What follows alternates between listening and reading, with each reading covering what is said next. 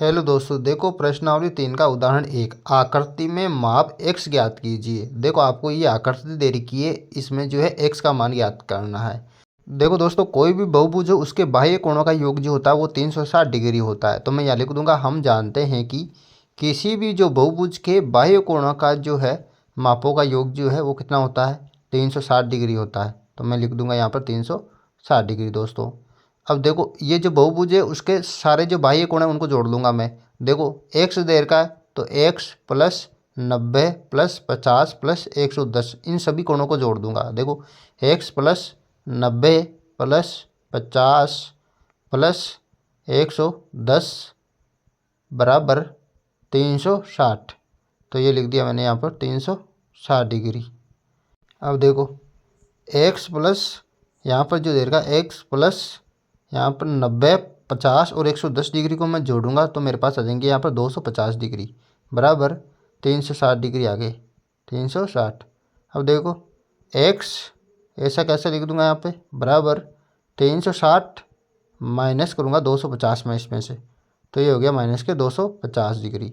अब देखो x बराबर लगाऊंगा 360 में से 250 गए तो कितने बचेंगे 110 डिग्री। तो x का मान कितना आया हमारे पास 110 डिग्री आ जाएगा। इस प्रकार से आसानी से ज्ञात कर लेना, वेरी सिंपल।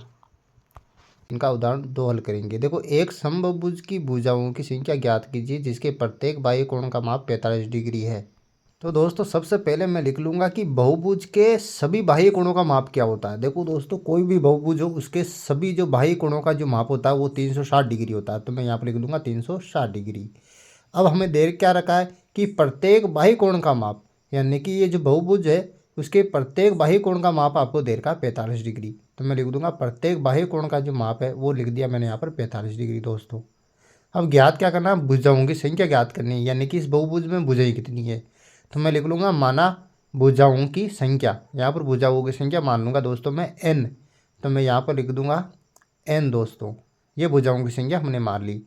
तो मैं जो यहाँ पर सूत्र लिख लूँगा, प्रत्येक बाह्य कोण का माप ज्ञात करने का सूत्र होता है, क्या होता है 360 बटा n, यानी कि 360 में हम भुजाओं का भाग दे तो हमें क्या प्राप्त हो जाता है, प्रत्येक बाह्य कोण का माप प्राप्त हो जाता है। ये सूत्र होता है प्रत्येक बाह्य कोण माप ज्ञात करने का। अब देखो प्रत्येक बाह्य कोण का माप क्या दे रखा है यहाँ पर 45 डिग्री दे रखा है, तो 45 डिग्री आ जाएगा बराबर 360 बटा n आ जाएगा यहाँ पर। तो ये लिख दिया मैंने 360 बटा n। अब देखो ये n जो है इधर भाग के अंदर है, उधर जाके 45 के गुणा में चला जाएगा, यानी कि 45 गुणा n हो जाएगा बराबर 360 लिख दूंगा मैं यहाँ पे। ये लिख दिया मैंने 360। अब देखो ये 45 जो है n के साथ गुणा में हो गया। अब 45 को मैं भाग में ले जाऊंगा उधर, n बराबर क्या हो जाएगा यहाँ पर जो है 360 के बटे में आ जाएगा 45। तो ये 45 लिख दिया। अब देखो 360 को मैं 45 से काटूंगा, यानी कि 360 में 45 का भाग दूंगा तो आएगा मेरे पास 8 दोस्तों। तो n बराबर यहाँ पर आ गया 8। तो यहाँ पर जो है दोस्तों हमने क्या ज्ञात की, भुजाओं की संख्या। तो भुजाओं की संख्या हमारे पास कितनी आई 8, यानी कि इस समबाहुभुज में भुजाओं की संख्या कितनी होगी 8 होगी दोस्तों। तो लिख दूंगा बहुभुज की भुजाओं की संख्या कितनी हो जाएगी यहाँ पर 8। तो ये लिख दिया मैंने यहाँ पर 8। इस प्रकार से आसानी से इस प्रश्न को हल कर लेना है, वेरी सिंपल। समांतर चतुर्भुज पी क्यू आर एस का परिमाप ज्ञात कीजिए। देखो यहाँ पर एक समांतर चतुर्भुज दे रखा है जिसकी पी क्यू भुजा की लंबाई 12 सेंटीमीटर दे रखी है और क्यू आर की 7 सेंटीमीटर दे रखी है। तो हम क्या जानते हैं दोस्तों, देखो हम जानते हैं कि समांतर चतुर्भुज में सम्मुख भुजाएं क्या होती है, बराबर लंबाई की होती है। तो यहाँ पर देखो पी क्यू के बराबर कौन सी भुजा होगी, एस आर होगी। तो एस आर की लंबाई भी 12 सेंटीमीटर हो जाएगी। तो मैं लिख दूंगा यहाँ पर पी क्यू बराबर एस आर बराबर क्या हो जाएगी 12 सेंटीमीटर। और क्यू आर जो है 7 सेंटीमीटर है, क्यू आर के बराबर क्या हो जाएगी यहाँ पर इसकी सम्मुख भुजा एस पी हो जाएगी। तो मैं लिख दूंगा क्यू आर बराबर पी एस बराबर कितने 7 सेंटीमीटर दोस्तों, ये होगी 7 सेंटीमीटर। अब जो है इसका परिमाप ज्ञात करेंगे और समांतर चतुर्भुज का परिमाप क्या होता है, चारों भुजाओं का योग दोस्तों। तो चारों भुजाओं को जोड़ दो, तो मैं यहाँ पर जोड़ दूंगा दोस्तों चारों भुजाओं को। देखो पी क्यू और प्लस एस आर ये दोनों भुजाएं जोड़ दूंगा आमने सामने की, और उधर जो है क्यू आर और पी एस इन चारों भुजाओं को जो है जोड़ दूंगा। देखो पी क्यू का मान कितना है, पी क्यू का मान जो है 12 सेंटीमीटर है, और जो है एस आर का मान कितना है, एस आर का मान 12 सेंटीमीटर है, और क्यू आर का मान कितना है 7 सेंटीमीटर है, और पी एस का मान भी कितना है 7 सेंटीमीटर यहाँ पर है। तो देखो बराबर का चिन्ह लगाऊंगा मैं यहाँ पर, 12 12 कितने होंगे 24। तो ये लगा दिया मैंने 24 यहाँ पर।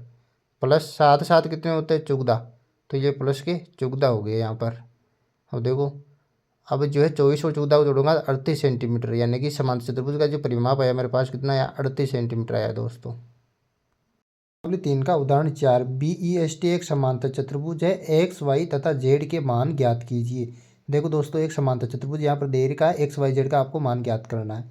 देखो सबसे पहले मैं जो है कोण एस बराबर कोण बी कर दूंगा, ये दोनों कोण बराबर होंगे क्योंकि एक समांतर चतुर्भुज के क्या होते हैं समकोण बराबर होते हैं। तो यहाँ पर कोण एस का मान एक्स दे रखा है और कोण बी का मान 100 डिग्री दे रखा है, तो एक्स बराबर 100 डिग्री हो जाएगा, कहाँ से हो जाएगा समकोण से दोस्तों, तो यहाँ लिख दूंगा मैं समकोण। अब जो है एक्स का मान हमारे पास आ गया। अब देखो वाई बराबर हो जाएगा यहाँ पर 100 डिग्री दोस्तों, क्योंकि कोण एक्स और कोण वाई जो है यहाँ पर क्या है संगत कोण है दोस्तों। तो कोण वाई भी किसके बराबर हो जाएगा एक्स के बराबर हो जाएगा, यानी एक्स का मान क्या है 100 डिग्री, तो वाई बराबर 100 डिग्री मैंने यहाँ पर लिख दिया। अब जो देखो दोस्तों यहाँ पर मैं करूँगा जेड प्लस वाई, जेड और वाई का जो योग होगा वो 180 डिग्री होगा, क्योंकि ये जो दोनों कोण है वो रेखिक युग्म कोण है और रेखिक युग्म कोणों का योग होता है 180 डिग्री, तो मैं लिख दूंगा यहाँ पर रेखिक युग्म कोण। अब देखो जेड की जगह जेड ही आएगा, जेड का मान ज्ञात करना, और वाई का मान जो यहाँ पर 100 लिख दूंगा मैं, 100 डिग्री आया हुआ है बराबर 180 डिग्री आ जाएगा मेरे पास, ये बराबर 180 डिग्री लिख दूंगा मैं। अब देखो जेड जो है जेड की जगह जेड आ जाएगा बराबर 180 में से ये 100 उधर प्लस का इधर जब हो जाएगा माइनस का हो जाएगा 180 माइनस के 100। अब देखो जेड बराबर यहाँ लिख दूंगा जेड बराबर 180 में से 100 गए तो कितना बचेंगे 80 बचेंगे दोस्तों, ये बचेंगे 80। तो इस प्रकार से आपको जो है मान ज्ञात कर लेने हैं, वेरी सिंपल। 3 का उदाहरण 5, समांतर चतुर्भुज RING में यदि कोण R बराबर 70 डिग्री हो तो दूसरे सभी कोण ज्ञात कीजिए। तो दोस्तों देखो ये समांतर चतुर्भुज के अंदर एक कोण जो आर का मान आपको दे रखा है 70 डिग्री दोस्तों, तो ये 70 डिग्री में नीचे लिख लूँगा, यानी कि दिया क्या हुआ है, दिया है कि एंगल आर बराबर 70 डिग्री दे रखा है यहाँ पर। अब देखो आर का जो समकोण है एन है, ये दोनों बराबर हो जाएंगे, यानी कि कोण एन बराबर हो जाएगा कोण आर के। तो आर का मान क्या दे रखा है 70 डिग्री, तो 70 डिग्री में यहाँ पर लिख लूँगा। ये कौन से कोण हुए, ये हुए दोस्तों यहाँ पर समकोण। तो कोण एन का मान भी यहाँ पर कितना आ गया 70 डिग्री आ गया हमारे पास दोस्तों। अब देखो यहाँ पर जो कोण आर और कोण आई है वो समपूरक कोण है दोस्तों, तो मैं लिख दूंगा कोण आर प्लस कोण आई, इनका योग कितना हो जाएगा यहाँ पर, इन दोनों का योग जो है वो हो जाएगा 180 डिग्री, तो 180 डिग्री में यहाँ पर लिख दूंगा। अब देखो कोण आर का मान जो दे रखा है वो 70 डिग्री प्लस कोण आई का मान हमें ज्ञात करना है, बराबर हो गया यहाँ पर 180 डिग्री, तो 180 डिग्री मैंने लिख दिया। अब देखो यहाँ पर जो है कोण आई और जो ये 70 डिग्री है ये उधर जाएगा तो हो जाएगा माइनस का 180 माइनस के यहाँ पर हो जाएगा 70 डिग्री, तो ये लिख दिया मैंने 70 डिग्री। अब देखो कोण आई बराबर क्या हो जाएगा 180 में से 70 जाएंगे तो कितना बचेगा 110 डिग्री, तो ये लिख दिया मैंने कोण आई बराबर यहाँ पर 110 डिग्री दोस्तों। अब कोण आई का समकोण कोण जी है दोस्तों, तो दोनों बराबर हो जाएंगे, यानी कि कोण जी किसके बराबर होगा कोण आई के बराबर होगा, यहाँ पर क्या है समकोण है दोनों। अब देखो कोण जी बराबर आई का मान लिखो, आई का मान क्या आया था हमारे पास 110 डिग्री, तो कोण जी का मान भी कितना हो जाएगा 110 डिग्री, तो वहाँ पर लिख दो 110 डिग्री आया कोण जी का मान, वेरी सिंपल, इस प्रकार ज्ञात करना है। 3 का उदाहरण 6 हल करेंगे। देखो उदाहरण 6 है HELP एक समांतर चतुर्भुज है, दिया है लंबाई जो सेंटीमीटर में दे रखी है, OE बराबर 4 सेंटीमीटर और HL PE से 5 दिग है, तो OH ज्ञात कीजिए। अब चित्र के अंदर देखो OE बराबर 4 सेंटीमीटर आपको दे रखा है, तो देखो समांतर चतुर्भुज के विकर्ण आपस में समद्विभाजित करते हैं, तो OP भी यहाँ पर क्या हो जाएगी 4 सेंटीमीटर हो जाएगी। अब देखो मैं यहाँ पर लिख लेता हूँ, देखो दिया हुआ है हमें OE का मान दे रखा है 4 सेंटीमीटर, तो मैं लिख दिया यहाँ पर 4 सेंटीमीटर दोस्तों। अब देखो OE के बराबर क्या OP है, तो हम जानते क्या है, देखो हम जानते हैं कि समांतर चतुर्भुज के जो विकर्ण है वो एक दूसरे को क्या करते हैं समद्विभाजित करते हैं दोस्तों, तो ये लिख दिया मैंने समद्विभाजित करते हैं। अतः क्या हो जाएगा यहाँ पर OP बराबर हो जाएगा यहाँ पर 4 सेंटीमीटर, तो ये हो गया OP बराबर 4 सेंटीमीटर, क्योंकि OE और OP बराबर हो जाएगा। अब देखो PE का मान क्या हो जाएगा, देखो PE किसके बराबर है OP को और OE को मैं जोड़ दूंगा, यानी कि OE प्लस OP करूँगा, OE का मान कितना है 4 है और OP का मतलब मान भी कितना है 4 है। तो 4 4 कितना हो गया 8 सेंटीमीटर आया हमारे पास PE का मान दोस्तों। अब देखो यहाँ पर प्रश्न क्या कह रहा है कि HL का मान क्या है। HL का मान है PE से 5 अधिक दोस्तों। तो ये लिख दिया मैंने PE से 5 अधिक, यानी PE में 5 जोड़ दिया।